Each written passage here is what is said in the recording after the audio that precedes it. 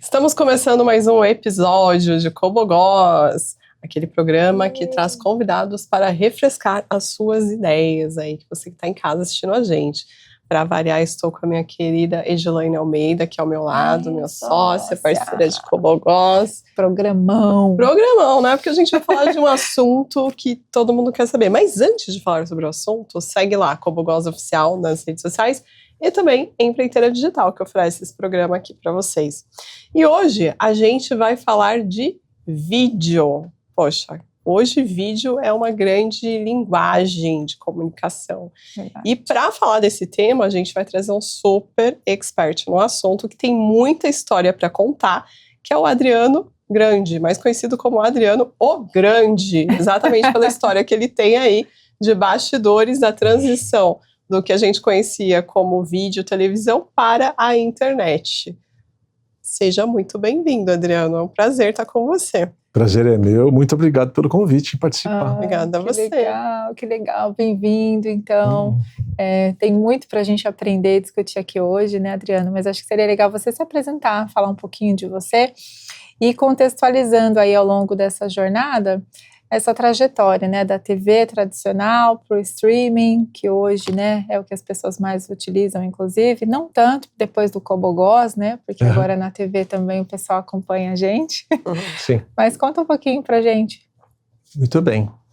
Eu comecei profissionalmente nos anos 80, onde os equipamentos eram todos analógicos, né, então eu vivi a transição do analógico para o digital, que foi um impacto muito grande, tecnológico, de recurso e já em facilidade para a produção em si, né? Porque antigamente demorava muito para você editar um material, para lidar com o material era muito complicado. Então quando virou no final dos anos 90 para o digital, já facilitou muito no momento que você passou a ter softwares de edição digitais, não lineares, que você já podia pegar os arquivos e cortar, e separar e juntar, enfim.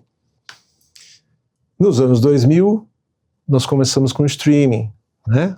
E não foi tão simples assim, porque os links de internet também naquela época eram pequenos. A gente fazia um ao vivo com o Real Player, com o Windows Media, com 30K de conexão, né? Mal comparando hoje, eu testei o meu celular aqui, nós temos 350 mega de velocidade no celular, né? Bom, a gente fazia uma tela pequenininha e mesmo assim já tinha resultado, com a vantagem sempre de ter a resposta do internauta, né? E essa transformação continuou até o celular evoluir muito, né? Então o celular passou a ser a maior ferramenta de vídeo, né? Hoje ainda é. E agora nós estamos vivendo essa mudança com a IA. Que coisa! E aprendendo todo ano uma novidade, né? Muitas mudanças, né? E nem assim a gente pensar um curto espaço de tempo para tanta mudança, né? Se você pensar dos anos 2000 para cá, lembra aquela história do bug do milênio, que todo mundo achava que todo mundo ia se acabar e nada se acabou, ao contrário, tudo evoluiu, né? Eu acho que a IA veio para ajudar a gente, né? Porque da mesma forma como eu falei, né, do vídeo que facilitou para o digital, a IA tem ferramentas que aceleram muito o nosso trabalho, né? Facilitam muito o trabalho de velocidade, de tempo, até o tempo de entrega do produto final para o cliente mudou, né? Tudo é muito mais rápido. Isso é verdade. Mas aí, Adriano, nessa sua jornada, né, vindo aí do analógico até o digital, você era da área de fotografia, né? Sim. E aí você começou e foi fazendo essa transição aos poucos. Tá, você percebeu isso em algum momento, antecipadamente? Você viu que esse seria um movimento já irreversível, né? Ou não? Você foi surfando essa onda mesmo? Então, na verdade, assim, a própria fotografia, né, na época eu produzia fotos para uma empresa americana e era tudo fotografia, formatos grandes, 6x6, né? Câmeras pesadas, né? Quando virou para o digital, na fotografia também teve uma época de transição que não foi muito fácil, porque a gente antigamente tinha revelação e tudo mais que parou de existir e virou tudo digital. No vídeo, eu acho que foi bem mais complexo, né? Eu digo, na televisão. Porque eu me lembro, quando eu participei, né, no final dos anos 90, do laboratório de definição do formato do HDTV no Mackenzie, aqui em São Paulo. Legal. Né? Eu era um dos participantes. E ali se falava muito da TV, da mudança. E essa mudança vem vindo, né? Gradativamente. E a grande mudança que ia ter era o fato de você ter interatividade pela TV. Que até hoje se usa cá entre nós, né? Se usa muito pouco isso. Na verdade, hoje a TV você ainda usa para assistir conteúdo. É o nosso programa aqui, por exemplo. Isso, exatamente. É verdade. Mas enfim, na verdade, a gente não tem muito, eu pelo menos, né? Não tinha muito como imaginar que caminho ia dar. Mas a gente, assim, uma coisa a gente aprendeu, né? Que a tecnologia vem e ela não vai voltar para trás. A gente tem que ir junto, tem que acompanhar, tem que seguir, tem que evoluir, você não pode nunca ficar parado. E o que você vê? Assim, a tecnologia, ela que muda o comportamento ou ao contrário? O comportamento das pessoas que estão mudando e trazendo novas formas de comunicação? Na verdade, a tecnologia é a ferramenta, na minha opinião, tá? Eu acho que, assim, o comportamento vem mudando e a ferramenta está na mão, por que não usá-la? Né? Especialmente quando você fala de comunicação. Hoje, você imagina, há anos atrás, quem poderia imaginar as redes sociais na proporção que tem hoje? Quando nós começamos a fazer streaming no Terra, né, em 2000, o YouTube não existia. Olha o que é o YouTube hoje. Não é verdade? Você consome muito mais conteúdo em vídeo na internet do que na TV. A gente fofoca, a gente trabalhou junto também no Portal Terra. É verdade. E naquela época, aquilo que hoje é live, que é um formato, né, muito popular, a gente fazia era ao vivo, né? Era ao vivo, era o chat ao vivo, era bate-papo com os artistas, era o chat show. Olha, nós fizemos tudo que a gente poderia imaginar ou não ao vivo.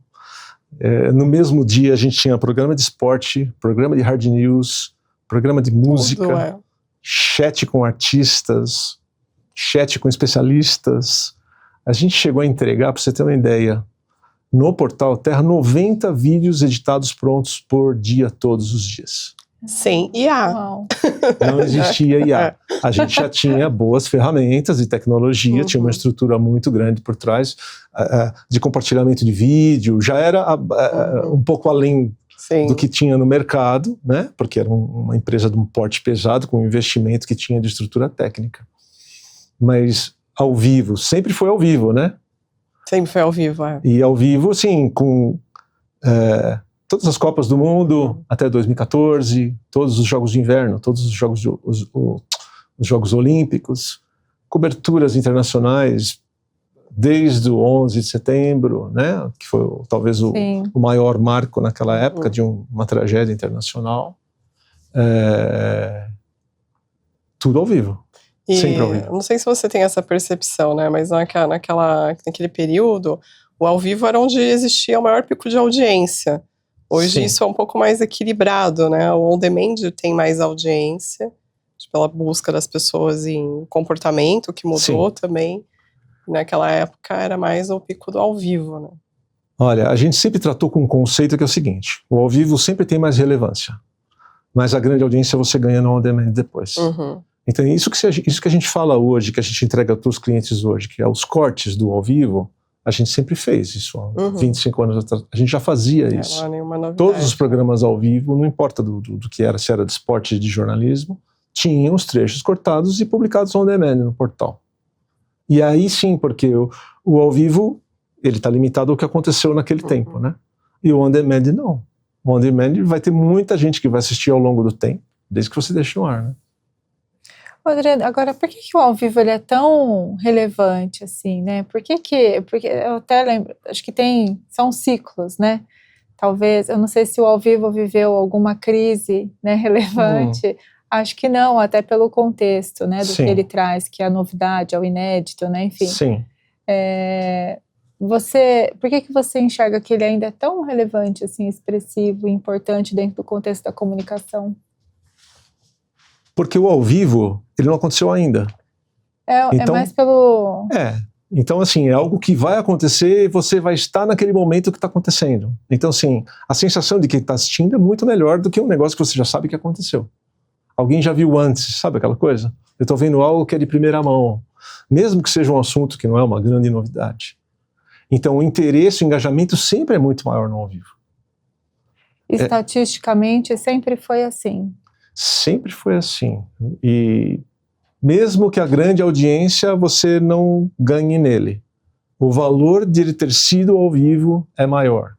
Sempre foi assim. E como funciona, por exemplo, com tanta gente com celular hoje, né? Possibilidade de fazer tudo ao vivo, todo mundo o tempo todo. Como fica essa questão da concorrência hoje? Como que vocês percebem, até pela produção que vocês fazem, né? Sim. Do ponto de vista comercial, né? Uhum. Veja bem, existe sim, o mercado mudou completamente, porque justamente hoje qualquer um com um celular é capaz de fazer um ao vivo. Uhum. Não precisa nem ter um 5G, com 4G já consegue fazer uma live, mas, veja bem, a gente numa produtora, é que quem está lá não está vendo, quem está do outro lado da TV não está vendo nossa estrutura aqui. Tem uma estrutura muito grande por trás, tem gente cuidando de todos os assuntos, tem gente cuidando da energia, do link de internet. Isso aqui não vai cair nunca, né? Vamos falar assim, esperamos que não caia. Mas é isso, um celular faz e o custo é baixíssimo. Tá certo ou não? Sim. Mas aí, até com qualidade boa, tá? Porque os celulares são inacreditáveis, não é verdade? Mas é isso, né? Sim. Veja bem, é o produto que você procura. Se o produto que o cliente quer é aquilo, perfeito contratar aquilo, entende? O que a gente entrega é alguma coisa muito mais sofisticada, muito mais elaborada, muito mais segura, sabe? Muito mais pré-produzida, tudo, né? Infraestrutura mesmo, né? Eu sempre gostei muito de ao vivo, a gente tá falando de ao vivo. Sim. Porque assim, produtora, tradicionalmente, na época que eu produzi muito vídeos institucionais, treinamentos, aquelas coisas de treinamento de farmacêuticas, acesso à área estéreo, sabe? Que eram coisas bem complexas. Então, o vídeo depois do roteiro aprovado, o cliente aprova o roteiro, você fala, vamos produzir o vídeo, certo? Então o vídeo, depois que você entrega para o cliente aquele roteiro que foi aprovado, mas veja bem, tal coisa mudou, a gente precisa mudar. Então vinha muita refação, e isso começava a impactar no custo. Não era nem uma questão de tempo, era uma questão de impactar no custo. E por isso que eu, naquela época, foquei no ao vivo, porque o ao vivo é o inverso. O ao vivo você trabalha muito, mas muito antes, mas você sabe que ele vai acontecer naquele dia, naquela hora. Então todos os problemas têm que estar resolvidos até 5 minutos antes de você entrar no ar. E esse é o motivo por qual entrei no mundo do ao vivo, eu estou até hoje. Entendeu? É mesmo, isso é bem importante, né? Sim, bem um insight interessante. E nessa questão que você está comentando, né, dos problemas que podem ocorrer num momento ao vivo, né? Que tipo de problema que você já passou que você teve que se virar ali nos 30 para resolver? Tá, eu vou contar 2 casos, tá? O primeiro é bem conhecido internacionalmente. Que foi a Lilian Whitfield. Eu tinha certeza que você ia falar isso. dando risada no programa ao vivo. E que foi um negócio inédito. Tinha uma nota engraçada no fim do boletim, ela começou a rir, e a gente naquele momento, roda o comercial, tira ela do ar, e o diretor falou, não, deixa ela até ela se recuperar, e deu aquela audiência toda, vocês sabem. Exatamente. Mas isso não foi um problema técnico, isso aí foi um fato que aconteceu com a apresentadora na época. Sim. Nós trabalhamos 2 anos com a Lilian lá no Terra. O outro que aconteceu foi, durante um show dos Chitãozinho Chororó, no chat show dentro do Estúdio Terra, estourou, as lâmpadas não eram de LED ainda, eram todas lâmpadas halógenas e incandescentes. Tinha uma lâmpada halógena que ela estourou, o pedaço de vidro incandescente pulou para o pano do soft, chama soft, e começou a pegar fogo dentro do estúdio durante o ao vivo. Essa eu não sabia. Tá? Então tava o Jonas, o apresentador, o Chitãozinho Chororó ao lado dele, e aí você vê na câmera, eu tava no switcher, né? Eu tava dirigindo. E aí você vê o Chitão falando assim, olhando pro apresentador e falando assim, tá queimando, né? Aí o Josué, que era o cinegrafista, largou a câmera, pegou o extintor, apagou, e o programa continuou no ar como se nada tivesse acontecido. Ninguém imagina. Ufa, né? Aí ele olhou, o Chitão olhou e falou assim, não, apagou, vamos continuar. E continuou o programa, tocou mais uma música. Tudo bem. Nossa, a gente passa. Tudo pode acontecer. Coisas, né? Tudo pode. E aí você tem que lidar com aquilo, paciência. É o convidado acender um cigarro, né? Eu não sabia o que fazer. Eu comecei a acender um cigarro e eu, meu Deus, o que eu faço agora? E não, eu vou, é uma cantora famosa. E aí a gente tem que ir com toda a delicadeza e pedir, olha, não pode acender o cigarro aqui. Eu por acaso estava lá. Você estava lá, exatamente. Ai, gente, que legal isso, né? Adriano, agora na sua opinião profissional, o que seria uma transmissão de sucesso, né, na sua visão? Quando que a gente pode dizer essa foi uma transmissão bem sucedida? Tá. Então tem vários aspectos, né? Primeiro, do planejamento todo técnico que está por trás. Tem que ser muito bem feito, pré-produção, produção. E a outra parte, a mais importante, que é que o cliente consiga atingir seus resultados com aquele produto. Porque assim, não há produto que se sustente se não tiver resultado no final, mesmo que não seja em resultado financeiro.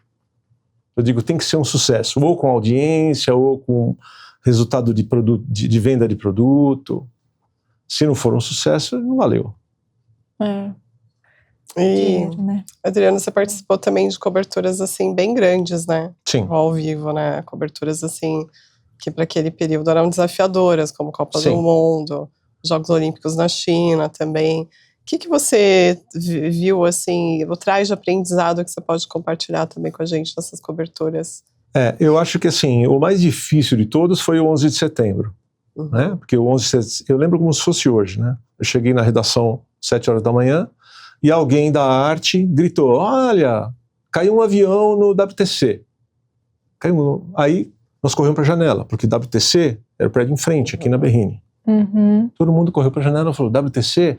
Não, em Nova York, World Trade Center. Aí nós corremos, a gente tinha o feed ao vivo da CNN naquela época, e ali começou provavelmente a transmissão mais complexa que nós já fizemos, porque ali a gente entrou com gente ao vivo, com todos os formatos que você possa imaginar, em 2001, voltando, né? A gente não tinha 50K ou 100K de banda para o consumidor, né? Para o nosso espectador internauta, que a gente chamava. Sim. E a gente conectando gente de Nova York, a gente com imagem de celular, de gente da rua vivendo aquilo, aquela poeira, aquela coisa. Brasileiros que estavam no local, especialistas, gente do mundo inteiro falando, e o tempo todo. E você imagina que o programa entrou, o avião bateu às 7 da manhã, quando era 7h30 a gente já estava no ar, ficou 3 dias seguidos no ar, sem interrupção. Caramba. Entendeu? E aí realmente, ali, naquele dia a equipe mostrou que segurava a onda, né? Porque você teve tanto imprevisto, mas tanto imprevisto, e o programa não saiu do ar nem um minuto. A gente viveu outras coisas grandes que naquela época explodiram a audiência. Por exemplo, o enterro do Michael Jackson. Eu lembro.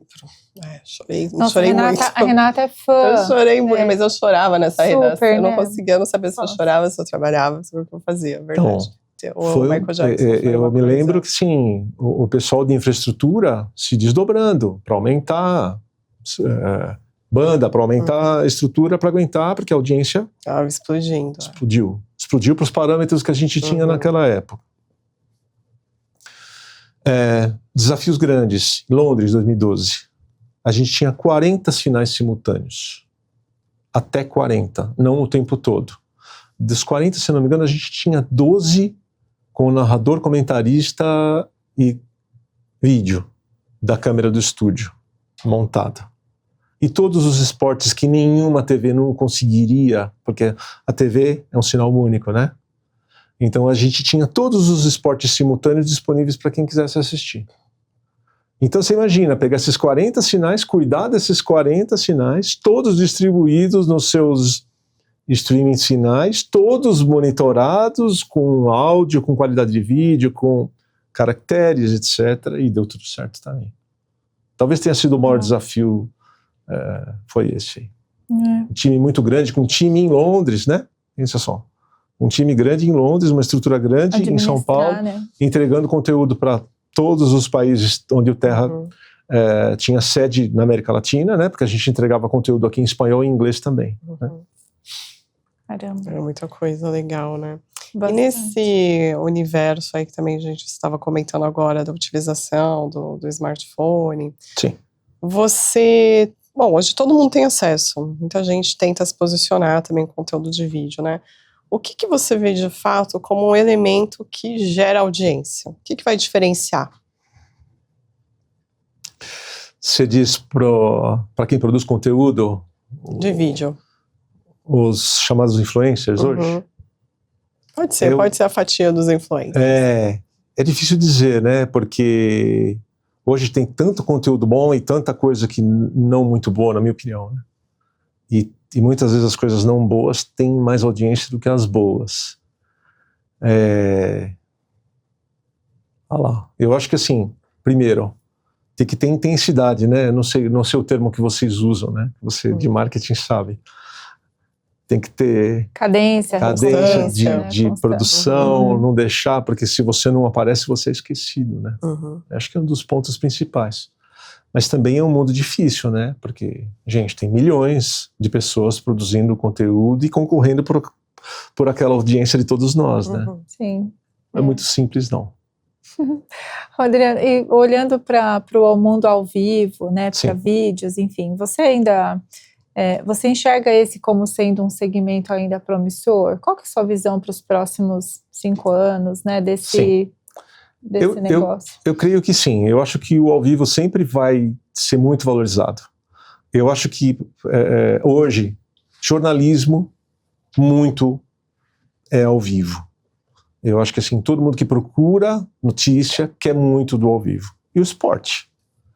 Então, nessas duas áreas não tem opção. Você não quer ver o jogo depois, você quer ver o jogo ao vivo. Você não quer saber o resultado do Palmeiras, do Corinthians, do Flamengo, né? Mais depois tarde. Do corrido. Exatamente. Então, todos os outros conteúdos de cinema, de séries, etc, estão disponíveis em todas as plataformas de streaming, né? E até as notícias já estão, se vocês forem observar, todos os streaming já estão com esporte e notícias ao vivo dentro das plataformas. Porque é isso, né? O ao vivo sempre vai valer. E a televisão também, né? O televisor físico, aparelho, que às vezes as pessoas falam, mas eu tá usando porque tá surgindo um outro tipo de comportamento no uso. Eu ouvi dizer muitas vezes, né? Lá no comecinho dos anos 2000, no começo do boom da internet, todo mundo dizia que a TV ia acabar em 2 anos. Ah, não, a TV vai acabar em 3 anos. A TV não vai acabar, gente. A TV continua no seu segmento e vai seguir muito adiante ainda. A não ser que venha alguma outra tecnologia virtual que a gente não conhece, né? Eu digo... O que vai mudando são os modelos de negócio, né? Exatamente. Das emissoras, dos canais de comunicação. E aí, hoje, pensando um pouquinho nesse movimento todo que você acompanhou aí, né? E adicionando aqui agora na conversa o tema da inteligência artificial. Sim. Como que vocês hoje fazem uso dessas soluções da inteligência artificial para melhor produzir, né? E trazer um ao vivo cada vez melhor, né? Enfim, com mais qualidade? Sim. Na verdade, tem softwares que são usados para pré-produção, para produção, para organização de tudo. Mas eu acho que o principal diferencial são softwares para o tratamento do vídeo pós. Por quê? Porque assim, um programa como o que a gente está fazendo agora, você já pode estar captando ele na IA, quando acabar o programa ele já está transcrito, com seleção de trechos em texto, e os aplicativos de IA também, você coloca lá o conteúdo e ele te entrega os cortes prontos em poucos minutos. A velocidade é incrível. Então a gente está falando de eficiência de custo, né? Até redução de preço para o cliente final, né? A velocidade mudou muito, está muito rápida. Nossa, é surpreendente, né? Muito, né? Como muda a forma de trabalho, né? Muito rápido. E a WTO1, que é a sua empresa, que você ainda não comentou dela, né? Conta um pouquinho da história da WTO1 também. Então, a produtora, essa empresa foi criada em maio de 95, ela vai fazer 31 anos este ano, né? Passamos por muitos grandes projetos, né? Nós começamos com a Amway, na época que a Amway veio para o Brasil, os grandes eventos. Nós montamos a TV Mackenzie, canal universitário. Passamos muito tempo produzindo programas para o canal universitário, canal comunitário de São Paulo também, que eu nem sabia, mas eles continuam existindo, né? Olha só. A produtora ficou muitos anos no Portal Terra, né? Uhum. Tivemos até 2017. E depois nós voltamos para o mercado corporativo e publicitário, né? Então a produtora ainda atende, né? Alguns clientes grandes, Sebrae, Sesc, alguns nomes grandes do mercado via agências. Nós temos muitos parceiros que são agências de eventos e agências de propaganda. Estamos focados em projetos novos, na área de jornalismo, não ao vivo ainda, mas projetos novos na área de produção de conteúdo jornalístico. E também entramos agora nessa área de produção de conteúdo para streamings, que são séries documentais. Muito bom, olha, quantas novidades boas. Coisa boa. Conteúdo bom. São sim. Agora, a gente vê o live commerce crescendo muito, né? Sim. Você vê isso como uma tendência ou é só né, por agora, você vê que vai se tornar realmente um hábito de consumo ou não? É só uma moda temporária? Eu acho que isso é definitivo, porque os chineses estão produzindo isso a rodo, certo? Sim. O Mercado Livre fez um projeto muito grande que eu participei, fui eu que ajudei a desenvolver, de 2021 a 2023, depois eles suspenderam, mudaram o foco.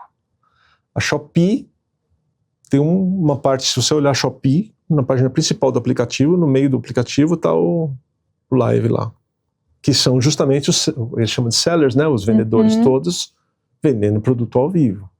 E o que mais se fala aqui hoje, né, se você for lá no Brás, são aquelas cabines que são uns mini estúdios, justamente para o pessoal vender conteúdo postando ao vivo. Mentira que isso existe, eu não sabia. Muito legal. Sim. É um novo modelo chinês, exatamente. É um novo hábito de consumo, né? Porque as pessoas agora elas estão observando muito mais pelo vídeo o que ela quer comprar, se fica, né? Se as outras. Mas a cabine para gravação? A cabine, um mini estúdio, é um espaço e com alguns objetos de apoio. Também não vi. E a pessoa loca aquele espaço, né? Com luz, com internet. Bota seu celular no suporte, põe seus produtos e fica demonstrando o produto.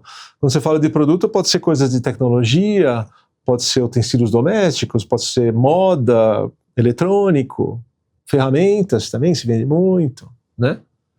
E aí, celular aberto e promoção, cupom, todas as ferramentas têm, né? Gente, isso vem mudando muito. Isso vem mudando muito a forma de muito vendas, importante. né? Isso é um formato muito importante, né? Porque é diferente. Você está vendo o produto, né? E a pessoa está mexendo nele. A sensação é muito legal, né? É diferente. E pegando esse gancho, quando a gente fala, né? Voltando para o assunto das lives, né? Que a gente viu muito disso também na pandemia, né? Sim. Principalmente, deve ter tido um boom aí na sua empresa. Mas quando é que uma live dessas vende de verdade, né? O que ela precisa ter para ela ser rentável, para gerar valor, dinheiro, até para quem quiser te contratar? Saber aqui o que precisaria, né? O que essa live precisa entregar para ela realmente valer a pena. Eu fiz, na pandemia, milhares de lives, né? Até porque os clientes que a gente já tinha contrato, é claro, todos nós, né, ficamos todos perdidos para saber que rumo que ia seguir. Quem tinha comércio, as lojas foram fechadas, quem tinha escritórios, os escritórios foram fechados. Eu tinha clientes que nas suas unidades também não podiam abrir, não podia receber ninguém. Então, a melhor forma naquele momento era justamente se comunicar via uma live. E por isso que o termo live ficou forte, foi na pandemia. Porque quem precisava entregar conteúdo ou cultura, né, ou conhecimento, a única forma era online, cada um na sua casa, ou no seu computador, ou no seu celular. Então nós trabalhamos muito, muito pesado, né? E isso foi um pico até 2023, porque aí tudo foi voltando. Nós ainda não voltamos totalmente para o presencial, né? Vou abrindo um parênteses aqui. Ainda existe sexta-feira em São Paulo está mais vazio, porque está todo mundo de home office, né? Então, mas devagar está voltando. Então, assim, muitas daquelas lives que se produziu na pandemia já não existem mais. E ficou até cansativo, né? Pelo volume, inclusive. Hoje se produz coisas de mais importância, né? Não tudo. Naquela época você tinha que entregar tudo. Tudo, né? Agora, da parte do sucesso financeiro, do custo, veja bem, mostrando um pouco da produção, né? Você numa live feita pela produtora, com uma estrutura pesada, com multicâmeras, tem um monte de gente trabalhando, tem um monte... Para esses artistas, né, que ainda fazem. Muito dinheiro investido em equipamento, em softwares de estrutura técnica, apresentadores, né? Então, realmente, tem que ter um uso muito bem feito disso aí, porque o dinheiro é caro, não é barato.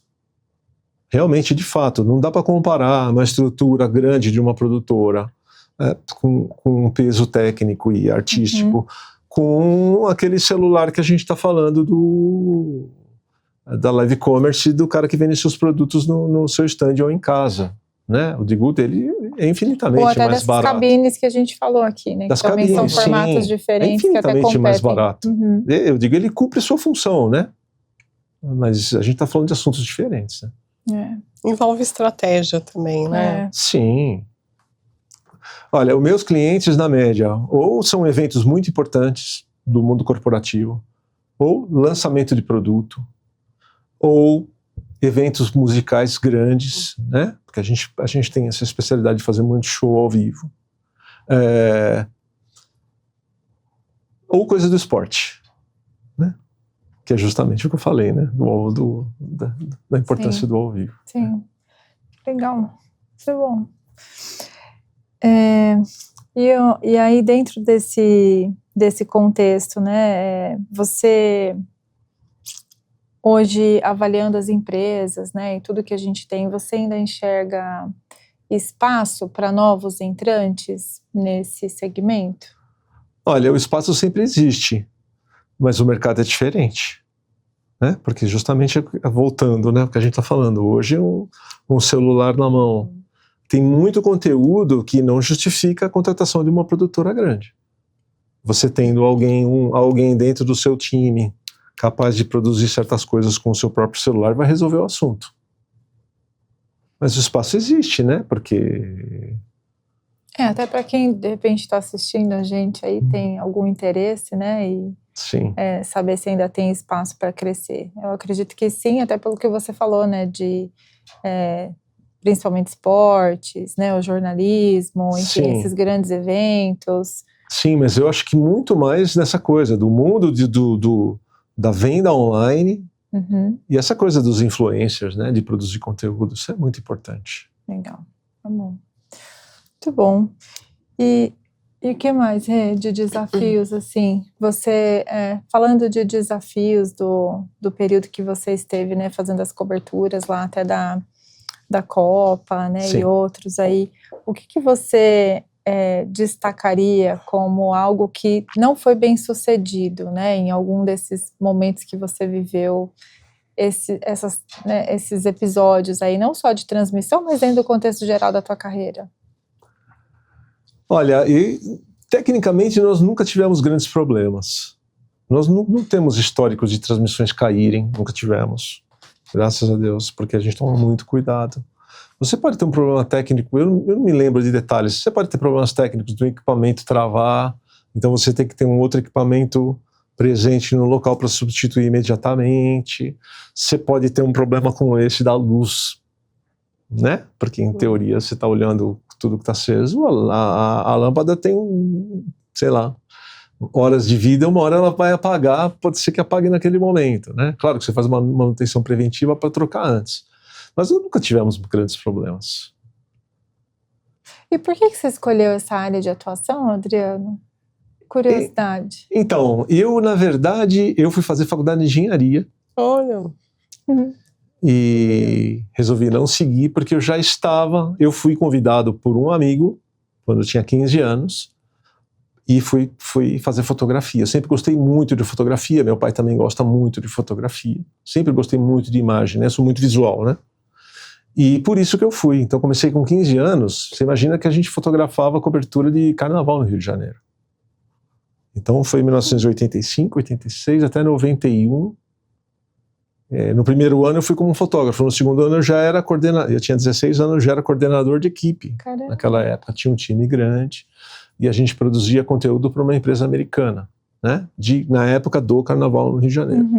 E faziam coberturas jornalísticas também, de tragédias, né, e etc.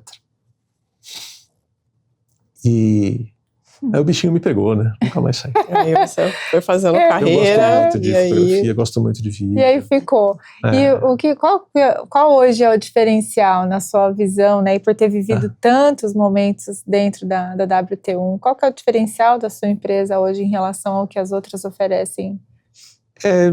Eu vou dizer o que eu enxergo do meu negócio, Sim. tá? A gente preza muito pela qualidade de entrega.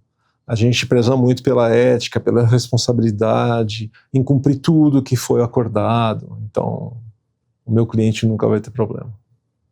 Muito bom, gente. Eu sou muito exigente. Experiência, né? Experiência, Também, né? Know-how. A gente já sabe que é isso, né?